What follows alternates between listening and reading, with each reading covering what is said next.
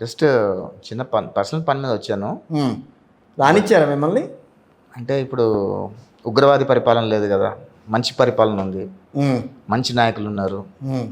So మంచి నాయకులు ఏమి ఇట్లాంటి పిచ్చేషాలు లేరు కాబట్టి, అప్పుడంటే ఉగ్రవాది పరిపాలన ఉంది కాబట్టి ఆ ఉగ్రవాది పరిపాలనలో మాలాంటి వాళ్ళు గొంతెత్తలేకపోయారు, వాస్తవాలు చెప్తే వాళ్ళు అంగీకరించలేకపోయారు, డైజెస్ట్ చేసుకోలేకపోయారు. ఒక ముఖ్యమంత్రిని, మాజీ ముఖ్యమంత్రిని ఉగ్రవాది అన్నారు మీరు. రాజకీయ ఉగ్రవాది ఆయన జగన్మోహన్ రెడ్డి రాజకీయ ఉగ్రవాది. నా దృష్టిలో జగన్మోహన్ రెడ్డి ఇండియన్ పాలిటిక్స్లో పెద్ద జోకర్. ఉగ్రవాది అన్నారు, మళ్ళీ జోకర్ అంటున్నారు. అంటే he's a political terrorist.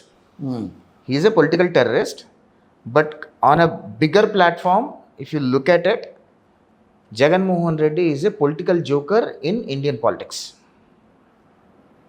Very clear. అంత కోపం ఏంటి? కోపం ఏం లేదు, ఆయన అంటే నాకు ఇష్టం, చాలా చాలా ఇష్టం. వర్డ్స్ చాలా మంది దగ్గర కూడా నేను విన్నాను, ఇలాగే చాలా మంది చెప్పారు. RRR గారితో ఇంటర్వ్యూ చేసినప్పుడు ఫస్ట్ టైం నేను వెళ్ళినప్పుడు ఇట్లాగే, ఎందుకు సార్ అంత కోపపడుతుంటారు ఆయన మీద, ఎప్పుడు చాలా ఫైర్ అవుతుంటారు మీరు అంటే, నాకు ఆయనతో ఏం లేదు, చాలా ఇష్టంగా చూస్తాను నేను ఆయన్ని అని అన్నారు.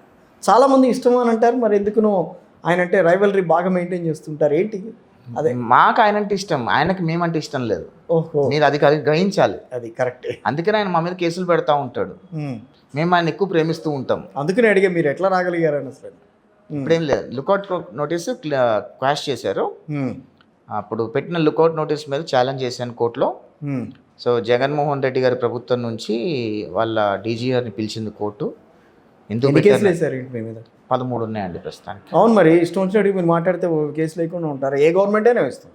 అంటే ఇష్టం వచ్చినట్టు మేమేం మాట్లాడలేదండి. జగన్మోహన్ రెడ్డి నా మీద పెట్టిన కేసుల్లో ఏ కేసులో కూడా నేను పలానా ఇది మాట్లాడాను పెట్టలా. నేను మాట్లాడిన దాని మీద దేని మీద పెట్టలా. ఏదో తూచాతాయిగా ముఖ్యమంత్రిని తిట్టాడని పెట్టేశాడు అంతే. ముఖ్యమంత్రిని ఏం తిట్టాడు అనేది ప్రూఫ్ లేవు అక్కడ. ఆ కేసులు ఏవి నిలబడవు. కాకపోతే అధికార దుర్వినియోగం చేస్తూ, అధికార మదంతో పోలీసులను అడ్డుపెట్టుకొని ఇష్టం వచ్చినట్టు ప్రశ్నించిన వాళ్ళని చంపేయటము, ప్రశ్నించిన వాళ్ళని దొంగ కేసులు పెట్టడము, ప్రశ్నించిన వాళ్ళని జైళ్ళల్లో పెట్టడము, ఇష్టం వచ్చినట్టు గత 5 సంవత్సరాల్లో ఆయన పరిపాలన చూస్తే ఒక తుగ్లక్ పరిపాలన, ఒక ఉగ్రవాది పరిపాలన గుర్తొస్తుంది. నేను పదే ఒక మాట అంటూ ఉంటా, 1000 మంది ఉగ్రవాదులు ఎంత భయంకరమో ఒక జగన్మోహన్ రెడ్డి అంత భయంకరము అని అంట.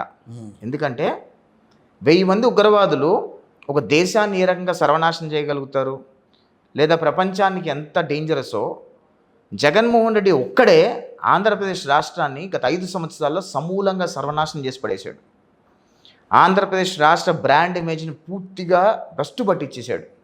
ఆంధ్రప్రదేశ్ రాష్ట్రానికి పెట్టుబడిదారులు ఎవరు కూడా పెట్టుబడులు పెట్టడానికి రాకుండా చేసి పడేశాడు. అవన్నీ కూడా ఆంధ్రప్రదేశ్ రాష్ట్ర ప్రజలకు